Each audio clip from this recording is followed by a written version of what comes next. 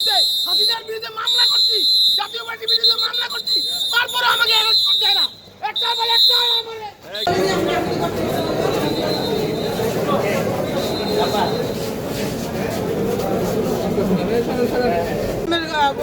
কোন কথা নিয়ে তারপরে সে জাতীয় বাড়ির নামে মামলা করছে।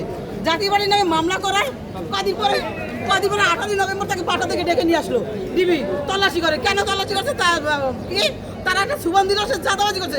চাঁদাবাজি মামলাটা দিল না কেন? তারা কেন ফ্যাসিস্ট বানাই দিল কেন? ফ্যাসিস্টের বিরুদ্ধে আমি আন্দোলন করি, আমার সন্তান বলতো রাস্তায় রাস্তায় পুলিশে ধাক্কা খাই, পুলিশে লাঠি বন্ধু পিটান খাইছি আমি, 7.5 জিরাল হয়ে গেছে পুলিশে। সেইগুলি গেল কোথায়? সেই গেল আন্দোলন করলাম কি পাও? হ্যাঁ, 16 বছর একটা ভোট দিইনি আজ পর্যন্ত, 16 বছরে ভোট দিতে পারি নাই। শুধু এই তত্ত্বাবধায়ক সরকার আসবে, নতুন সরকার গঠন করবে, আমরা ভোট দিয়ে একজনকে জয়যুক্ত করবো।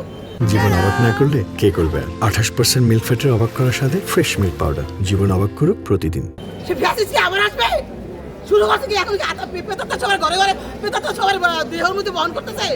আমি তো মনে করতেছি আইনমন্ত্রী এখন যখন বসে আছে সে একজন আমলিকের দোষর, আমলিকের দোষর সে এখন বসে আছে। যারা যারা আছে ওই জায়গায় অনেকগুলো আমলিকের দোষরা, আমলিকের মানুষ এখনো ঘুরে বেড়ায়। আর আমার স্বামী বিএনপির সাথে থাকা 7 মাস জেল খাইতে 15 তারিখে জামিন করার পরে তাকে বেলবন যাবে, আমাকে বলে কি আপনার বাইরে থাকেন। ওকে ঠিক আছে, বাইরে থাকলাম, খুশিতে সে আটকানো হয়েছে। সে 7 মাস জেল খাওয়ার পর ঠিক আছে, আমি বলতে আমি তো এখন আন্দোলন আছি। আমি যে রিয়াজুতে আছি, পত্রিকা আসছিল, দেখেন কবে আমি গেছিলাম। এই দেখেন আমি এখানে বসাম, আমার মহাসচিব এই যে আমার দলের লোকজন, আমার দলের লোকজন প্রত্যেকটা ভয় আছে, আতঙ্কে।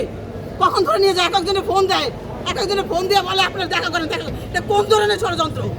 চাচ্ছে কি তারা? আমি জানতে চাই, আমি চাচ্ছে কি এই তত্ত্বাবধায়ক সরকার চাচ্ছে কি? আমি জানতে চাই। আটকাই রাখি তাদের লাভ কি আমি জানতে চাই। আমার আর কোনো জানা প্রশ্ন নাই।